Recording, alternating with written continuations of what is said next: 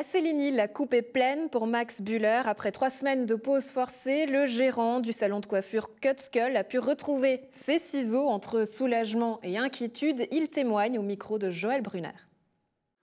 Après 3 semaines de fermeture, les coiffeurs genevois ont enfin pu rouvrir.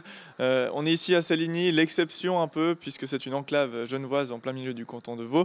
Max Bühler, tu coupes les cheveux, tu as pu reprendre ta pratique il y a de cela quelques jours. Comment est-ce que tu te sens ? Je suis tout heureux d'avoir de nouveau ouvert. C'est vrai que maintenant on commence à s'habituer entre ouvrir, fermer, ouvrir, fermer. C'est pas toujours évident quand on est dans une enclave parce que je suis entouré quand même du canton de Vaud. La plupart de mes clients sont quand même des gens qui vivent dans le canton de Vaud et qui travaillent dans le canton de Vaud. Certes, j'ai des Genevois qui viennent ici, mais voilà, une grande partie de ma clientèle n'a pas pu venir pendant 3 semaines et c'est pas évident du tout.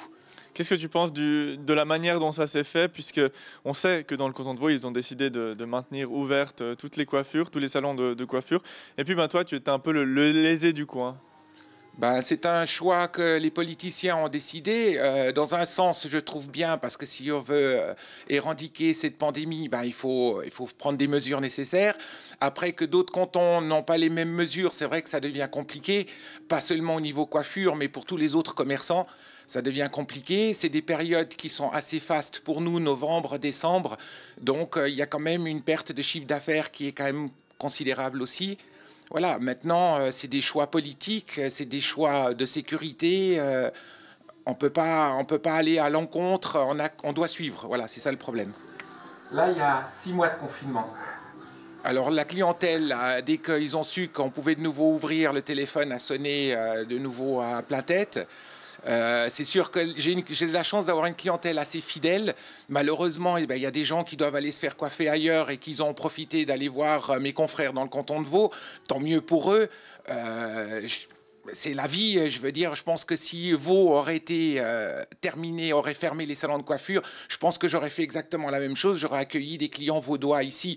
Donc, il n'y a aucune amertume, aucune... Oui, il y a une part de concurrence déloyale qui a été faite par des politiciens et on n'a pas pensé à ça. C'est vrai que c'est difficile de fermer. Les Genevois sont beaucoup venus dans le canton de Vaud faire leurs courses, mais je pense que dans l'autre sens, ça aurait été pareil aussi. Je pense qu'on peut en vouloir à personne. Voilà, c'est comme ça et pas autrement. Si on devait avoir droit à une 3e vague, est-ce que tu penses qu'il faudrait faire différemment ?